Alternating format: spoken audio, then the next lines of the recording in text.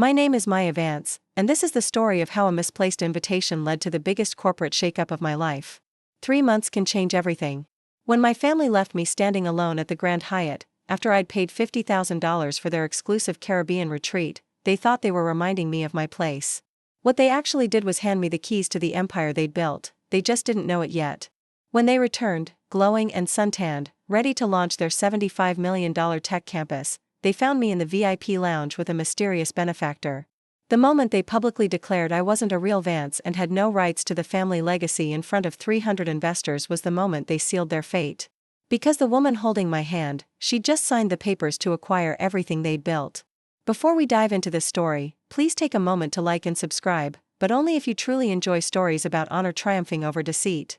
I'm curious, where are you watching from? Drop your city and local time in the comments below. I love seeing how far these stories travel.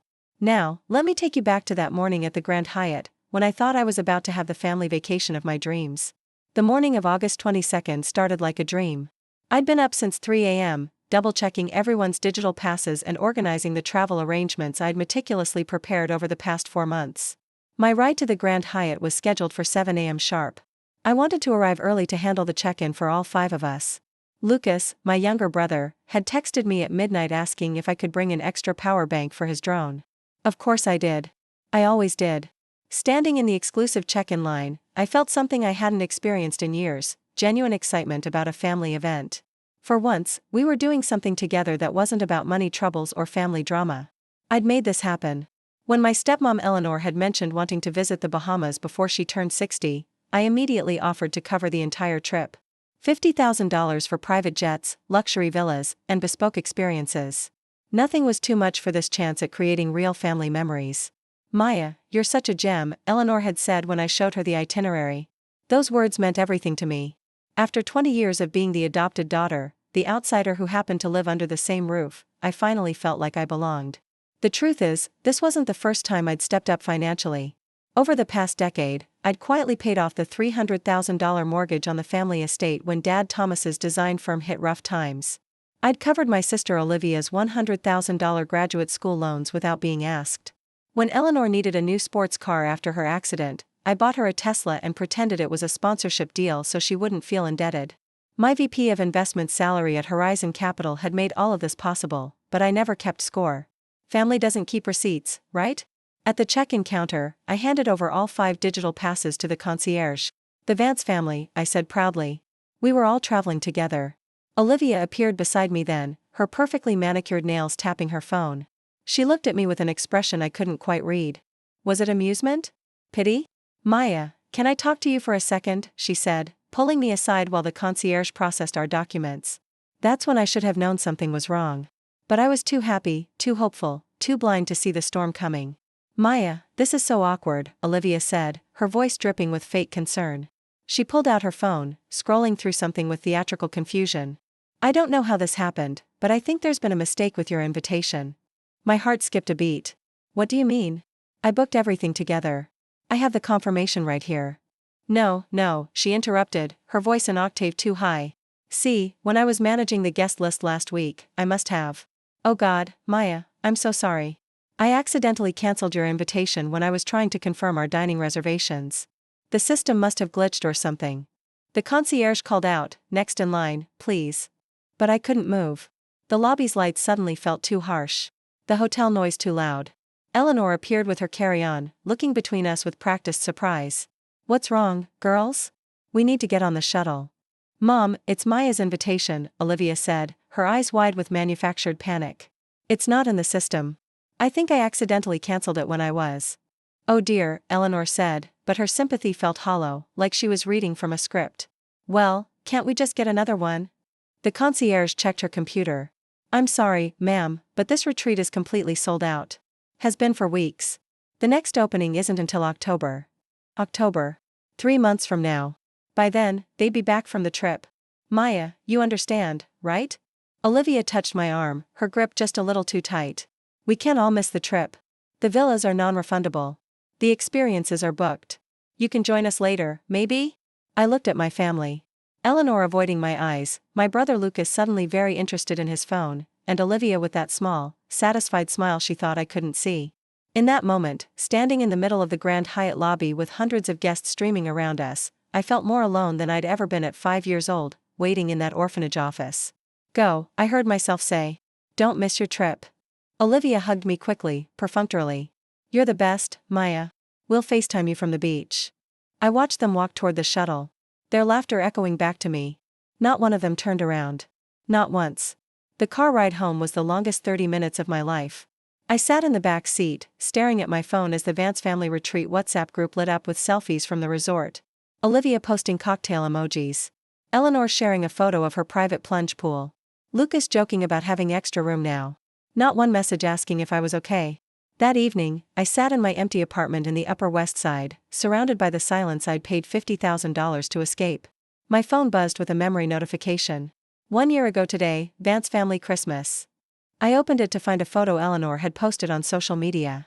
There were 15 people around the dining table, but I wasn't in it. I'd been the one taking the picture, of course.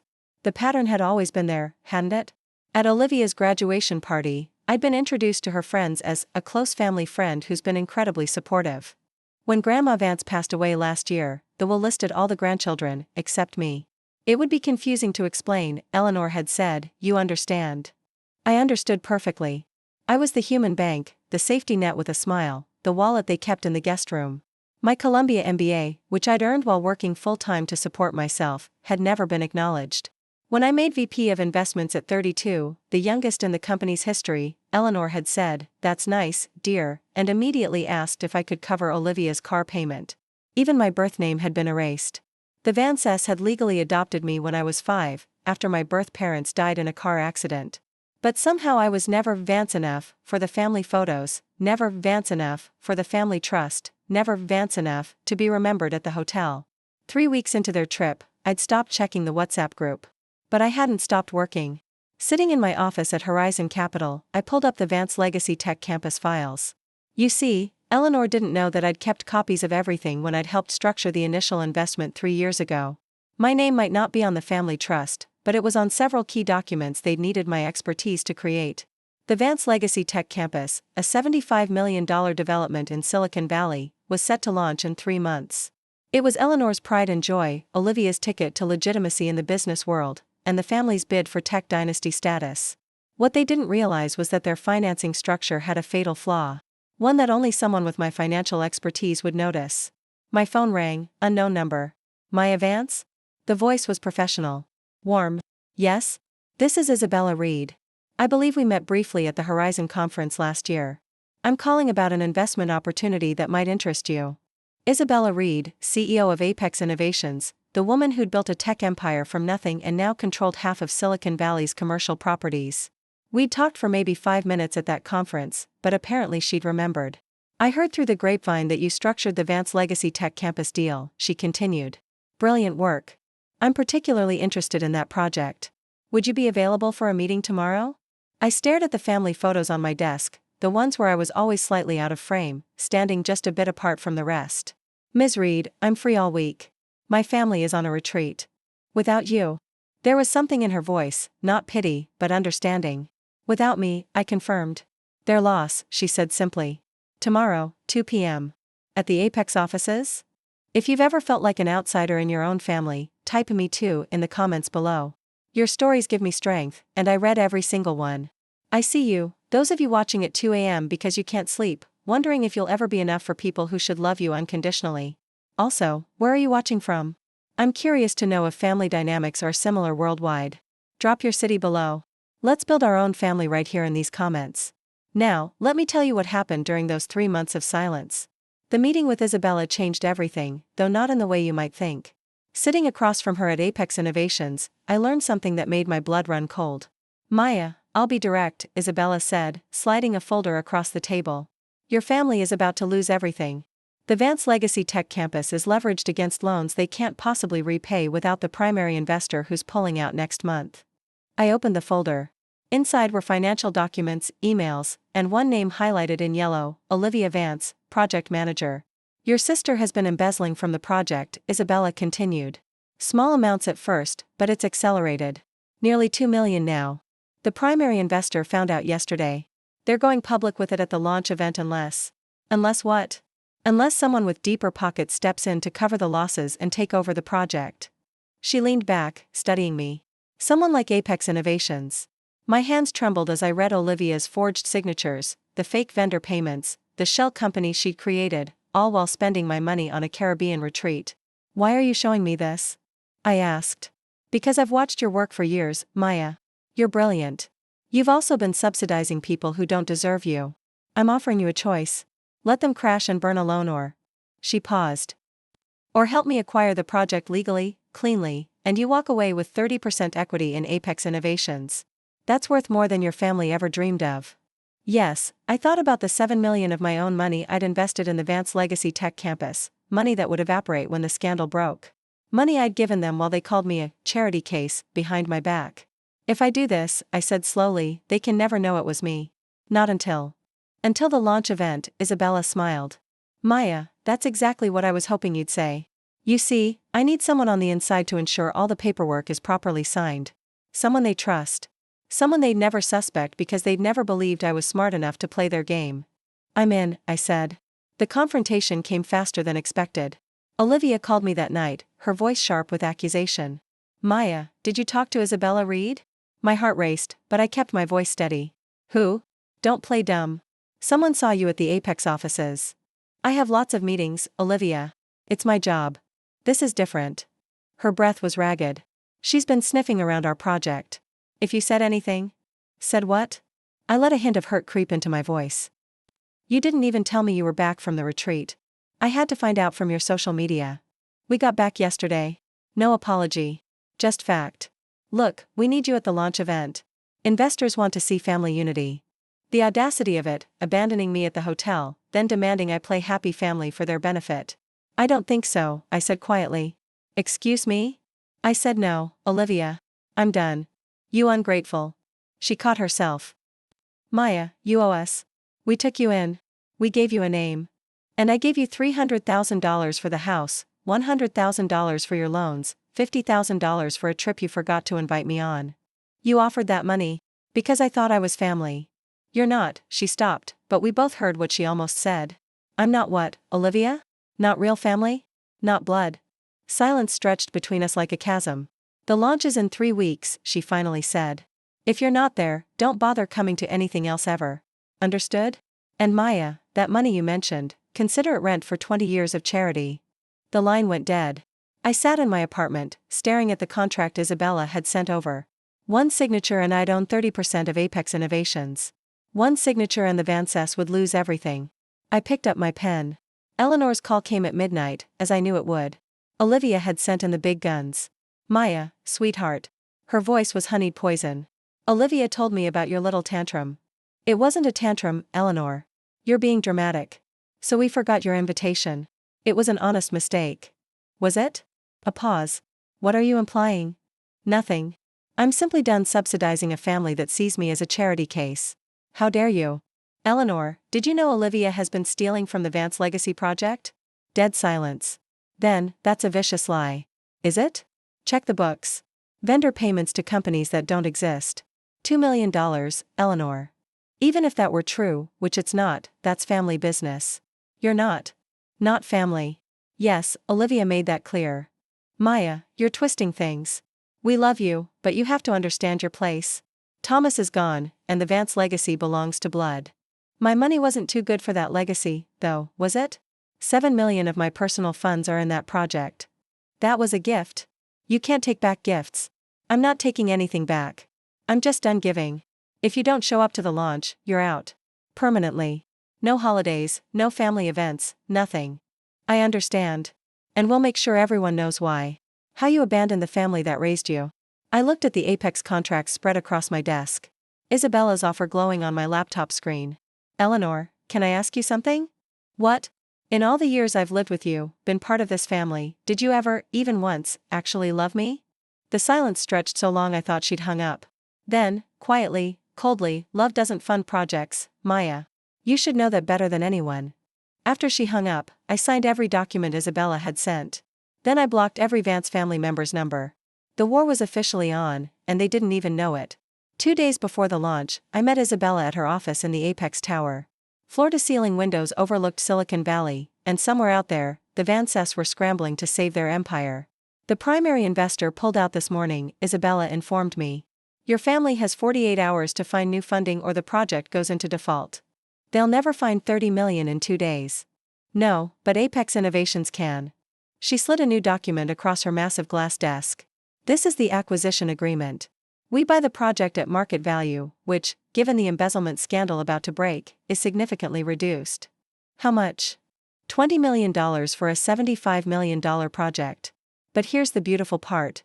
We announce it at their launch event. I studied the papers. They'll have to sign over everything at the event, publicly. In front of every major investor in the valley. Isabella's eyes gleamed. Unless they want to announce bankruptcy instead. There's one problem. They told me not to come. Oh, you're not coming as Maya Vance, the cast-off daughter. She smiled. You're coming as my personal guest, my strategic advisor, the woman who helped structure this entire acquisition. My phone buzzed with a text from an unknown number. It was Olivia, from a new phone. Maya, please, we need that $7 million back. Just for a few weeks, I'm begging you. I showed Isabella the message. She laughed, not cruelly, but with genuine amusement. She's begging for money she claimed was rent. The Vances always did have selective memory. What will you tell her? I thought about 5-year-old me, standing in that orphanage office, hoping someone would want me. Then I thought about 35-year-old me, who'd learned the difference between being wanted and being used. Nothing, I said. Silence is my answer now. The morning of the launch, I discovered something that changed the game entirely. While reviewing the final acquisition documents, I found a clause I'd written myself 3 years ago. A clause everyone had forgotten about. Hidden in subsection 47B of the original investment structure was my failsafe. If any managing partner was found guilty of fiduciary misconduct, their shares would automatically transfer to the largest individual investor. That investor was me. I called Isabella immediately. I need you to see this. 20 minutes later, she was laughing so hard her assistant came to check on her. Maya, do you realize what this means? That I technically already own Olivia's 40%? Which makes you the majority owner. The acquisition isn't even necessary. You could take over right now. But they don't know that. No, Isabella said slowly. Her smile widening. They don't. And if we play this right, they'll sign away their remaining shares thinking they're saving themselves. When really, they're signing it over to me. We spent the next hour crafting the perfect approach. The documents would be presented as Apex's acquisition, with my name buried in the subsidiary paperwork. Only after everything was signed, would we reveal that Apex's strategic advisor was actually the majority owner. One more thing, Isabella said. I want you to wear something memorable to the launch. Something that says power. I have just the dress. The one I bought for my dad's memorial service. The one Eleanor said was too much for family. Perfect. Oh, and Maya, I'll be introducing you from the stage. Any preference for how? I thought about all the times I'd been introduced as an afterthought, a footnote in the Vance story. Just call me what I am, I said. The woman who owns the Vance legacy. Have you ever had a moment where everything suddenly clicked into place? That aha moment when you realize you've been holding the winning card all along? Share your story below. I love reading about your victories, big or small. Whether it's standing up to a toxic boss, setting boundaries with family, or just choosing yourself for once, your courage inspires others who are still finding their voice. And if you're new here, don't forget to subscribe for more stories about standing up for yourself with class and strategy. Now let's get to the main event, the launch that changed everything. The Four Seasons ballroom glittered with Silicon Valley's elite. 300 of the world's wealthiest investors mingled under crystal chandeliers, champagne flowing, completely unaware they were about to witness the Vance family's public execution. I arrived 30 minutes after the event started, timing it perfectly. Isabella and I entered through the main doors just as Eleanor was taking the stage for her welcome speech. She saw me immediately. How could she miss me? I wore the black Saint Laurent dress, the one she'd called inappropriate for family events. Tonight, it was perfect. Olivia's face went white. She was standing near the stage in her designer gown, but I could see the panic in her eyes. She whispered urgently to Eleanor, who faltered mid-sentence. Ladies and gentlemen, Eleanor recovered, her voice slightly strained. Welcome to the Vance Legacy Tech Campus launch. This project represents everything our family stands for: integrity, tradition, and innovation. I almost laughed. Integrity from the woman who just told me love doesn't fund projects. Isabella guided me to the VIP section, front and center. The whispers started immediately. Who was I? Why was I with Isabella Reed? Eleanor's eyes kept darting to us as she spoke about the family's vision, their commitment to excellence, their tight-knit bond. Then she did it. She actually did it. The Vance family has always been selective about who we allow into our inner circle, Eleanor said, looking directly at me. Blood ties and loyalty matter. Not everyone who passes through our lives is truly family. Tonight we celebrate with those who've earned their place. The crowd murmured approval. Several people glanced at me with curiosity, then dismissal, just another +1 at a fancy event. Olivia took the microphone next. Before we continue, I want to address something. There's a woman here tonight who has no right to be here. Maya Vance, though she uses our name, is not a Vance heir. She's not blood. She's not family. She's someone we charitably raised, and who's now trying to insert herself where she doesn't belong. Security guards started moving toward me. The crowd was buzzing with scandal. This was better than any reality show. Isabella stood up slowly, deliberately. Actually, Ms. Vance, she's with me. The security guard stopped. Everyone in the room knew Isabella Reed. You didn't touch her guests unless you wanted to be blacklisted from every major deal in the city. Ms. Reed. Eleanor's voice cracked slightly. We weren't expecting you. Clearly, she said, her voice carrying across the silent ballroom, though I'm surprised, given that Apex Innovations is about to become very involved with the Vance Legacy Tech Campus. Olivia grabbed the microphone. What are you talking about? Perhaps you should ask your accountants about the $30 million gap in your funding, Isabella said casually, or about the $2 million in vendor payments to non-existent companies. The crowd gasped. Phones appeared, recording everything. Eleanor's face went from pale to crimson. That's slander. Olivia shrieked. Maya, Ms. Vance, Isabella interrupted, her tone ice cold. Maya hasn't said a word. She's simply here as my advisor. Though I'm curious, why would you assume she's involved? The trap was perfect. Olivia had just admitted in front of everyone that she knew about the embezzlement. Security, please escort them out. Eleanor demanded, but the security chief looked uncomfortable. Ma'am, Ms. Reed is a major shareholder in the hotel. We can't. I'm a Vance. Olivia screamed. This is our event. That woman is nobody. She's a charity case we took in. A leech who paid off your family's mortgage, I said, standing up. My voice was calm, carrying in the sudden silence. A leech who covered your student loans, Olivia, who invested $7 million in this project while you were stealing $2 million from it. You can't prove anything. I pulled out my tablet, connected it to the ballroom's AV system, a feature I'd made sure was available when I'd originally booked this venue for them. Suddenly, the giant screens meant to showcase the Vance Legacy Tech Campus were displaying bank records, forged signatures, shell company documentation. I didn't have to prove it, I said quietly. You already did. Every transaction, every fraud, every lie, it's all here. Eleanor swayed on her feet. Turn it off. Turn it off now. But the crowd was transfixed. The Vance family empire was crumbling in real time, and everyone wanted to witness history. Isabella walked onto the stage with the confidence of a woman who owned the world, which, in a way, she did. The crowd parted for her like the Red Sea. Eleanor and Olivia stood frozen, trapped between the podium and their public humiliation. Ladies and gentlemen, Isabella addressed the room, her voice commanding absolute attention. I apologize for the disruption, but transparency is crucial in business. Apex Innovations has been monitoring the Vance Legacy Tech Campus situation for some time. She clicked a remote, and the screens changed to show Apex Innovations' logo alongside acquisition documents. As of 9 a.m. this morning, Apex Innovations has acquired all outstanding debts and liens on the Vance Legacy Tech Campus. Effectively, we now control the project. The room erupted. Investors who'd put money into the project were shouting questions. Eleanor grabbed the microphone. You can't do this. We have contracts. Contracts with a morality clause, Isabella interrupted smoothly. Subsection 47B, to be exact. In the event of fiduciary misconduct by any managing partner, their shares automatically transfer to the largest individual investor.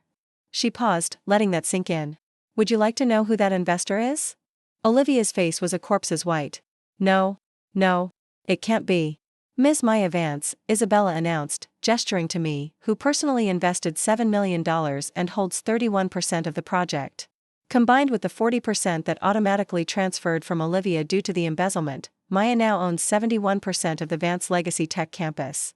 The ballroom exploded. Cameras flashed. Reporters pushed forward. Eleanor collapsed into a chair. But she's not even family. Olivia screamed desperately. Tell them, Mom. Tell them she's nobody. Isabella smiled coldly. She's somebody now. In fact, she's your landlord, your employer, and the owner of everything you thought was yours. She turned to me.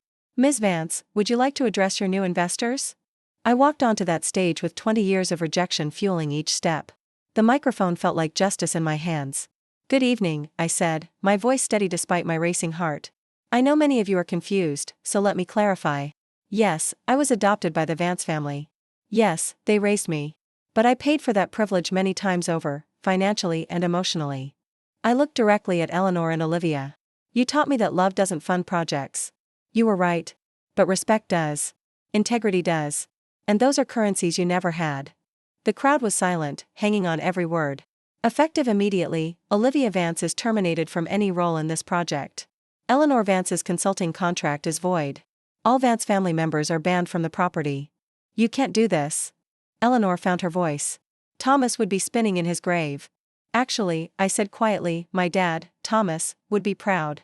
He's the one who taught me to always have a backup plan. Subsection 47B, he helped me write it. The revelation about Thomas hit Eleanor like a physical blow. She staggered, gripping the podium for support. You're lying, she whispered.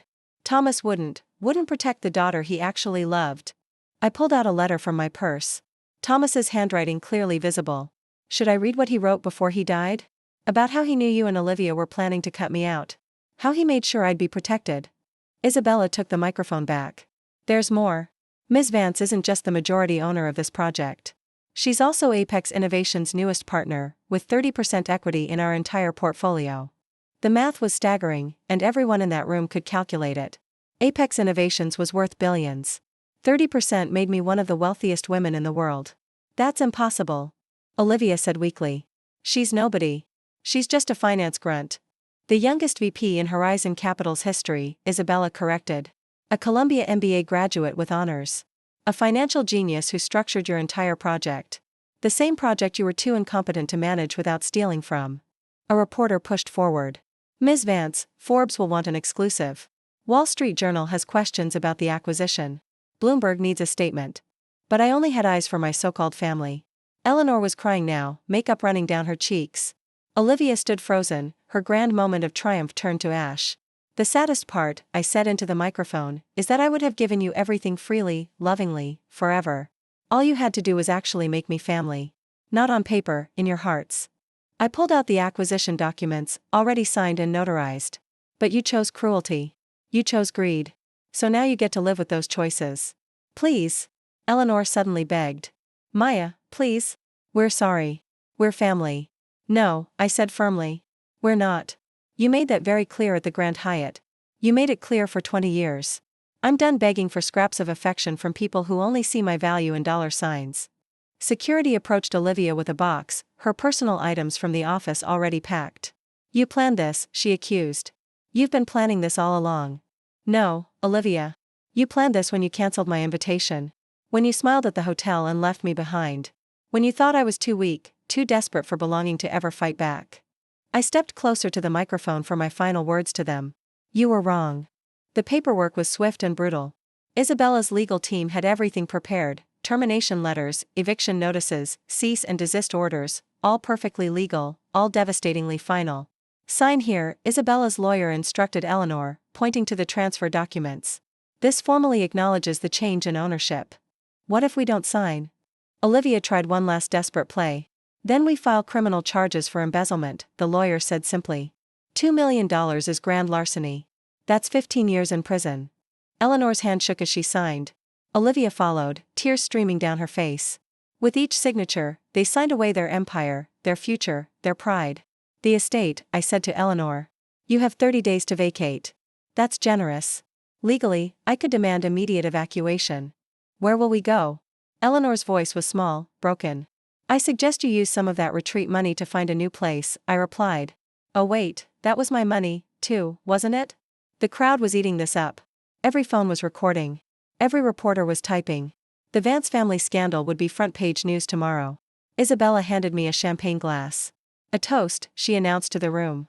To Maya Vance, who proves that family isn't about blood, it's about character. The room erupted in applause.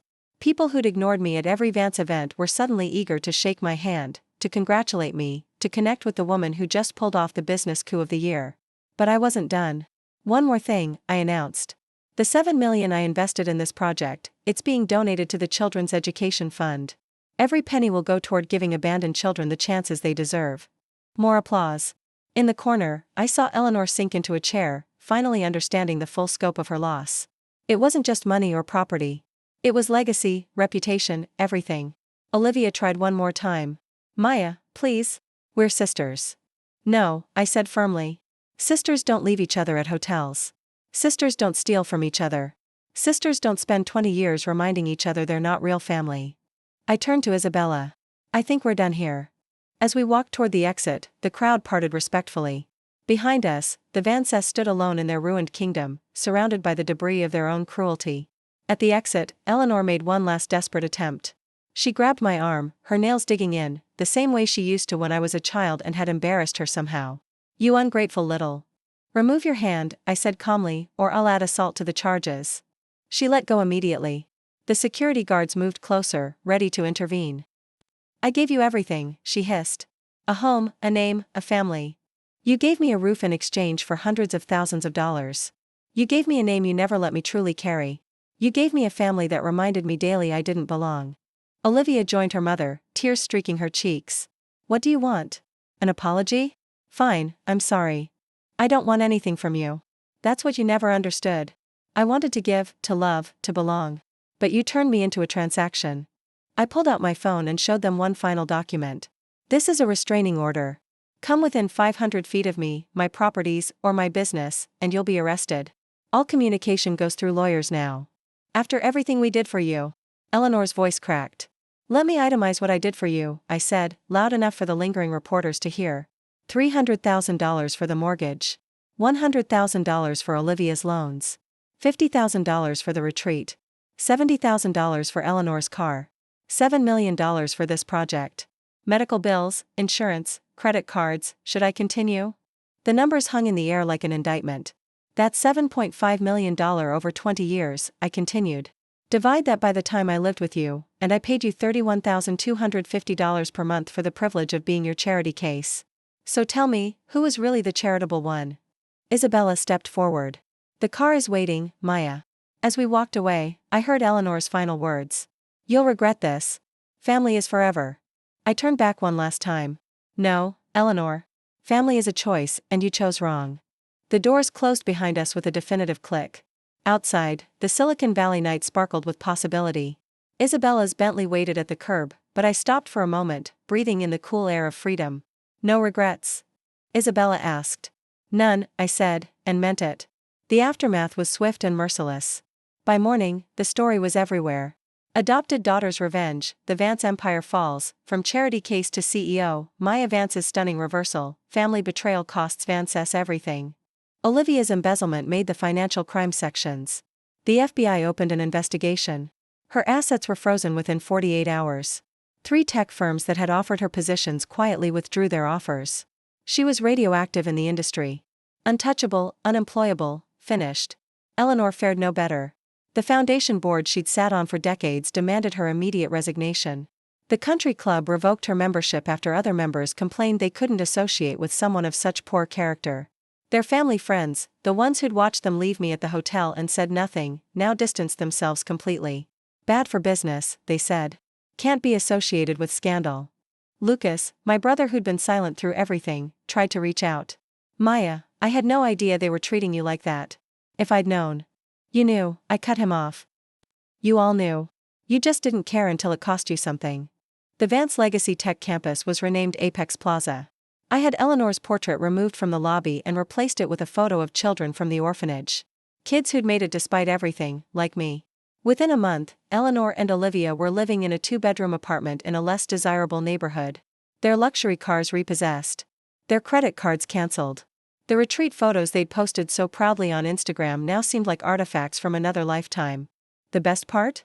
The inheritance they'd been so desperate to keep from me, Thomas's estate that they thought was worth millions, turned out to be mostly debt. Debt that I'd been unknowingly paying off for years. Without my money propping them up, the Vance name meant nothing. They'd lost more than money or property. They'd lost their identity, their status, everything they'd used to make themselves feel superior to me. The media attention was relentless but useful. I gave exactly 3 interviews: Forbes, Wall Street Journal, and surprisingly, an adoption advocacy podcast that reached millions of survivors like me. What would you say to adopted children who feel like they'll never belong? The podcast host asked. You belong to yourself first, I answered. No one else gets to define your worth. That episode went viral. Messages poured in from adoptees, foster kids, anyone who'd ever been made to feel like an outsider in their own family.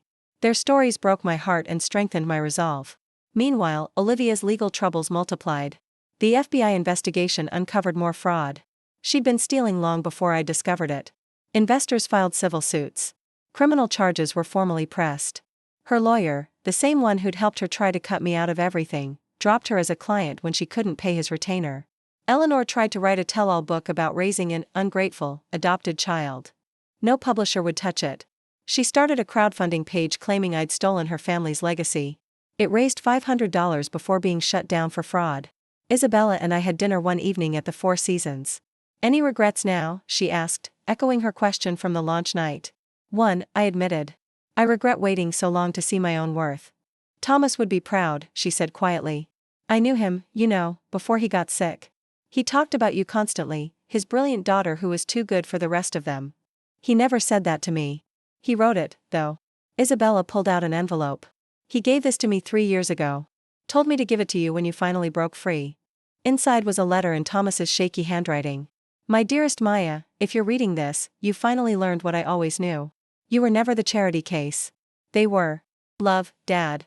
I cried for the first time since the hotel. Not from sadness, but from validation I'd never thought I'd receive. 6 months later, Apex Plaza was thriving beyond all projections. I'd restructured the entire project, bringing in minority-owned businesses as tenants, creating affordable housing units alongside the luxury condos. It was everything the Vances had been too greedy to envision. The Children's Education Fund had distributed over $5 million in scholarships. I personally mentored 5 young women who'd aged out of the system, helping them navigate college and career paths. They called me their chosen family, and that meant more than any Vance blood tie ever could. Olivia was sentenced to 5 years in prison, reduced to 3 with good behavior. Eleanor visited her once a week, taking 3 buses from her new apartment to the correctional facility. The woman who'd once refused to be seen in anything less than a Tesla now waited at bus stops in the rain. One day, I received a letter from Olivia. No return address, but I recognized the handwriting. Maya, I know you'll probably throw this away, but I need you to know something. We were wrong. I was wrong. Not just about the money or the trip, but about everything. You were the only real thing in our fake family. The only one who actually loved us. And we threw it away for nothing. I'm sorry. I know it's too late, but I'm sorry. I didn't respond. Some bridges, once burned, should stay ash. Isabella and I became business partners in 3 more ventures. The financial media called us the power duo reshaping New York real estate. But more importantly, we became real friends, the kind who showed up, who stayed, who saw each other's worth beyond dollar signs. The Vance name, once synonymous with old money prestige, became a cautionary tale in business schools about how greed and cruelty can destroy even the strongest foundations. Today, 3 years after that night at the Grand Hyatt, I stand in my office at Apex Innovations, looking out at the city I've helped reshape. The Vance Legacy Tech Campus, now Apex Plaza, gleams in the distance, a monument not to revenge, but to resilience. I've learned 3 crucial lessons about setting boundaries. First, when people show you who they are, believe them the first time. The Vances showed me for 20 years that I was only valuable for my money. I just refused to see it. Second, you can't buy your way into belonging. All the money I spent trying to earn their love only taught them I was willing to pay for crumbs of affection. Third, the best revenge isn't revenge at all. It's success that has nothing to do with them. I didn't destroy the Vances out of spite. I simply stopped propping them up and let gravity do its work. Eleanor still lives in that small apartment. Olivia got out last month and works at a call center. They're surviving, which is more than they ever let me do. They forced me to thrive. Sometimes I wonder what would have happened if they'd just bought me that invitation. If they'd included me in that family retreat I'd paid for. Would I have kept subsidizing their lifestyle forever? Would I have ever discovered my own worth? In a strange way, leaving me at that hotel was the greatest gift they ever gave me. It set me free. If you're watching this and you're someone's charity case, their afterthought, their ATM, know this: your worth isn't determined by their acceptance. Family isn't about blood or obligation or guilt. It's about choosing each other again and again, especially when it's hard. The Vances never chose me, so I chose myself. And that made all the difference. Thank you for joining me on this journey. If this story resonated with you, please like and subscribe for more content about standing strong in the face of family betrayal. Share this with someone who needs to hear that it's okay to choose yourself. Comment bilo. Have you ever had to cut ties with toxic family members? How did you find the strength? Your stories inspire me and others who are struggling. Remember, choosing yourself isn't selfish. It's necessary. Blood doesn't make family. Love, respect, and choice do. Until next time, this is Maya, reminding you that you're worth more than you know.